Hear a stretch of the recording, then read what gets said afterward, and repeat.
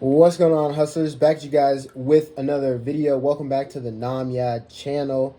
This video is for those of you guys who are specifically new to government contracting and you kind of just have some basic questions about the different opportunities that are out there and then kind of what all that stuff really entails for you guys. So today we're going to be discussing the difference between Sam and Dibs.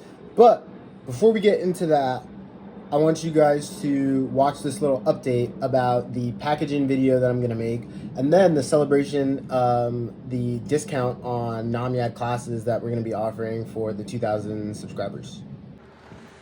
What's going on, hustlers? So before we continue with the video, I just want to give you guys a couple updates on the packaging video. So where we're at with that is the parts have been ordered. The purchase order has been sent. It's been sent for the material, right? So as soon as that gets in there, I'm gonna head to the warehouse to do that. And then I don't know if you guys can see that, but there's two bookings. So you do the oral and then you do the flight separately. So yeah, check ride's been scheduled. So oral's booked and then flight's booked. So that is getting done. That is getting done. I am going to do the packaging video for you guys. I just want you guys to know that I am a man of my word. I am honoring that. As you can see, it just takes time for all that stuff to get scheduled. And then another thing that I want to let you guys know, I'm running a poll right now on my Instagram story. This video is going to be up probably tonight, and I posted the poll earlier. So the two options that we have for the 2,000 subscriber celebration is there's going to be either a 24-hour 50% off discount on all of the Namyad courses. So no coaching plans, but just the classes. So the DLA Success Bundle or Ignore to Award. So Ignore to Award is $1,999. It's going to go down to $999. And then the DLA Success Bundle is $2,499. That's going to go to $1,250. And that's going to be only for 24 hours. I'm going to post a video here saying, hey, 24-hour special is live. You're going to have to turn on post notifications for it. It's going to last for 24 hours from whenever we hit 2,000 subscribers. I'm going to schedule the video. You're going to have post notifications on, and I'm going to set it up so that way the link is only valid for 24 hours. So I don't want anybody to email me being like, oh, I missed it. Can I get on? I'm telling you guys now. We're at 1,300 subscribers. I'm telling you guys 700 subscribers in advance. So I don't want to hear anything about somebody missed it. And if you turn on post notifications, you're not going to miss it. So that's one option. Or I can do or I can do a 15-minute call with 4 lucky subscribers. So you guys let me know which one you would prefer. I'm running a poll on my Instagram right now, so you guys can go check that out and go vote on it. Or you can comment down below what you want to do. All right, boom. We're back. So, as I mentioned, we're going to be discussing the difference between Sam and Dibs. So, acronyms. Let's just talk about what the acronyms mean, right? What is SAM? SAM is the System for Award Management, and then DIBBS is the DLA Internet Bid Board System. Now, the weird thing about DIBBS is there's an acronym within an acronym, right?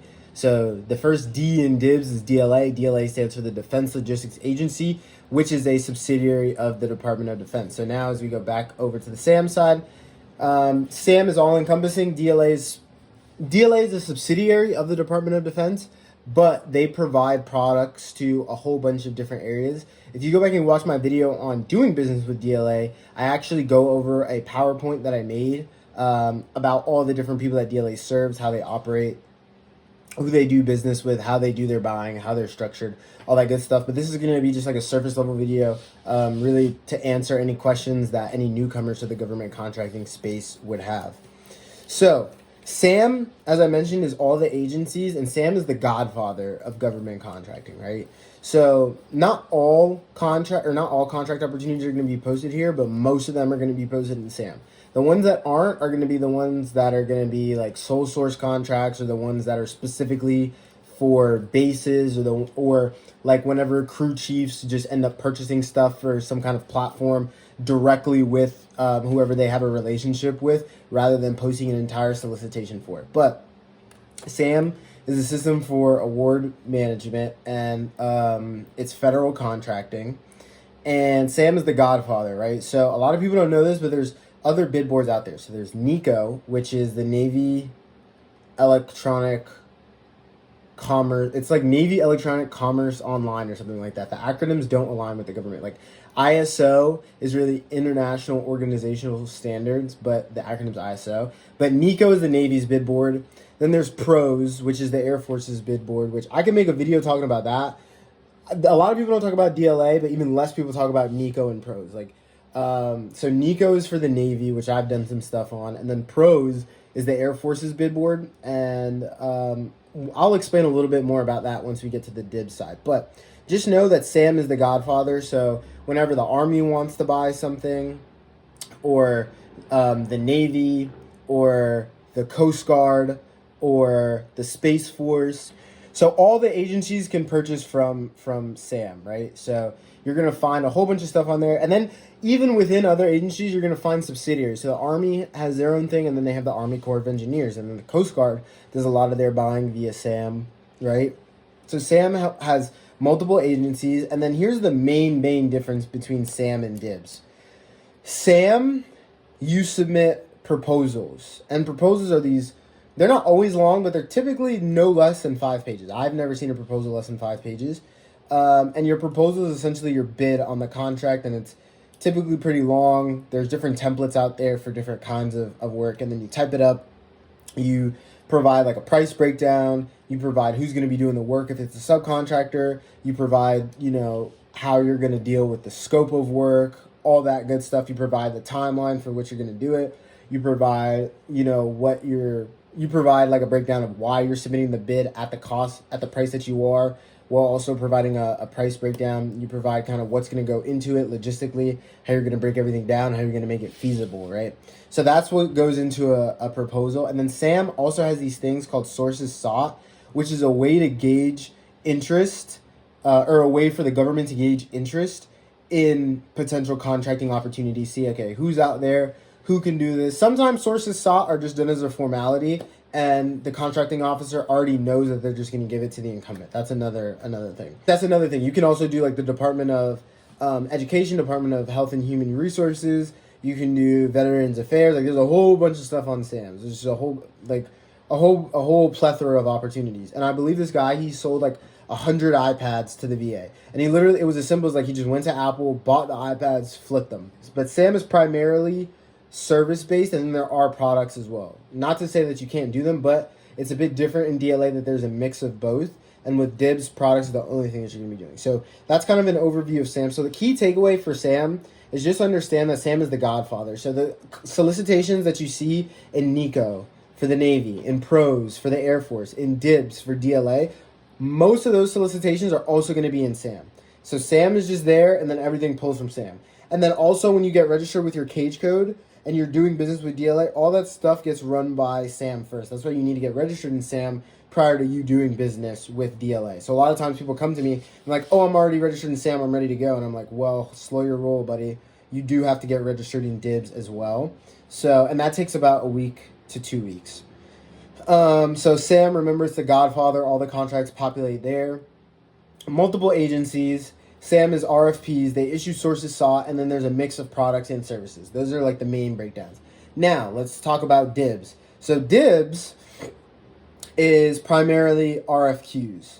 Not to say that there aren't RFPs, there are RFPs, but when you're bidding on solicitations or contract opportunities, they're called RFQs, requests for quotes. Or you're submitting an RFQ on a solicitation. That is the proper terminology. You're responding to an RFQ and submitting a bid on a solicitation. So the solicitation is the contract opportunity. DLA is soliciting firms like you and me to submit bids on these products. And then you're responding to an RFQ. And your response is the bid itself. Somebody's calling me.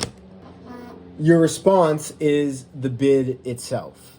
So that's like the main difference. So with Sam, you're doing RFPs. In DLA, you're doing RFQs. Now, there are RFPs in DLA. However, there's still a lot less effort required to submit them because with DIBBS, it takes you... I mean, if you go through NAMYAD's, if you go through the NAMYAD Ignore to Award 3-day class, even if you have it on your monitor, one monitor with the checklist and then one monitor as you're going through the process, it shouldn't take you more than 5 minutes to submit a bid. The most amount of bids that I've ever submitted in a day is 37. You cannot submit 37 bids in one day on SAM. unless you like wrote 37 proposals and then submitted them all at once. But more than likely, if you're taking the time to write 37 proposals, the ones that you're writing them for are probably going to be closed by the time you're able to submit 37. So that's another difference. You can submit bids in under 60 seconds, like we've timed it. The fastest somebody's ever submitted a bid that I've seen has been 48 seconds. I've done it in 52 seconds to submit a bid on DLA. So that's a bit different. And you're not writing out proposals and documents. On DLA, there's just a form, and then you're typing numbers into a field. And you're telling the government, like, hey, listen, like all this stuff is preloaded, right? They already know, okay, the government's going to be paying for the shipping. Tell us the cage code of who's going to be shipping it. They already know the quantity that they want. So then you put in the price, and then you put in the lead time.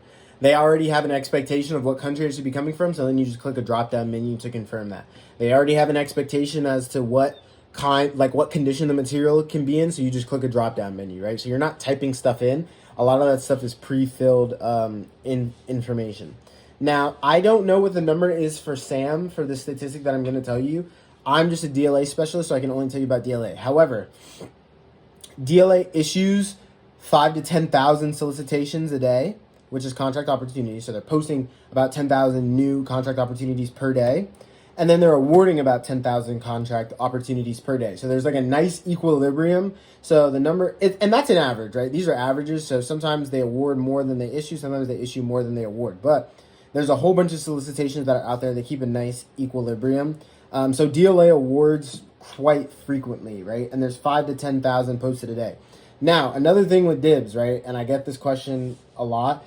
DIBBS, if it's an RFQ, it's going to be product-based. If it's an RFP, it could be service-based. When I looked at their breakdown of their spending, of DLA spending, 87% of DLA spending was product-based, 13% of it was service-based, and then some of that stuff was staffing, actually. It was like administrative work, which makes sense. So DLA is going to be primarily products. And then when you reach out to the SAM help desk, right, you are reaching out to somebody that's overseeing, the entirety of SAM, and it can be any kind of contract, any kind of agency. With DLA, they have their own help desk dedicated to their own kind of infrastructure. It's their own thing. And with DLA, 51% of contracts either have no bidder or only one person bids on them. And when I was talking about this with my dad last weekend, I'm not the super user. The super user is the person who creates the account on DIBBS, and then once you add on other team members, then they're not super users. They're like subsidiaries of you. But he's the super user, so he can see this, and he looks at awards that we win, and you can see how many people bid on these contracts. And we were talking about it, and he was saying that he's never seen more than 8 people bidding on a contract. A lot of the stuff that we win, it's like we're the only person that bids on it, or 1 or 2 other companies bid on it, right? 51% of the contracts in DLA, nobody bids on them, or only one person bids on them. So that's another difference. SAM, because the barrier to entry is lower, and I don't want to say lower as in it's easy, because you still have to get registered, and that's hard. But getting registered with DIBBS, you have to do another step. You have to enter in your cage code, then wait for the postcard, then enter in the PIN on your postcard and fill out the questions that they ask of you. So it's like another layer, and they're filtering out another set of people, right? So you're dealing with, I don't want to say less competition, but statistically speaking, it is less competition with DLA.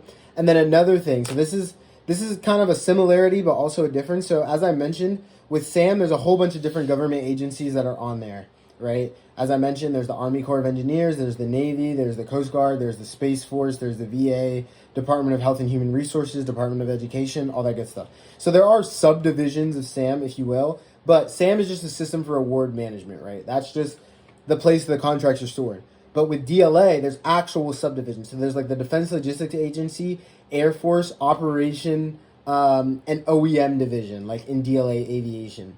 And then there's DLA Land and Maritime. And then there's DLA Troop Support. And then there's DLA Distribution. And then there's DLA Disposition. And then there's DLA Energy, right? So those are actual subsidiaries of DLA, like subdivisions of DLA. And that could be useful because eventually when you're doing your market research, and then let's say at the end of the year, you want to look back on who you did business with, who spent the most money with you, who awarded you the contract the most frequently. That's very valuable information. I know that the only 2 people I ever do business with are DLA Land and Maritime and DLA Aviation. I don't do anything with Troop Support. Once in a blue, maybe, but I always do DLA Land and Maritime and DLA Aviation.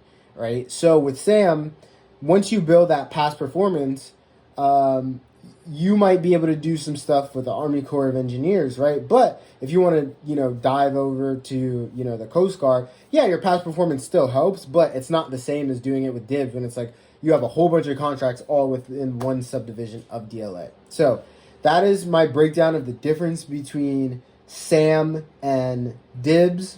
Thank you guys so much for tuning in. Shoot me a DM on Instagram if you want the free acronym PDF.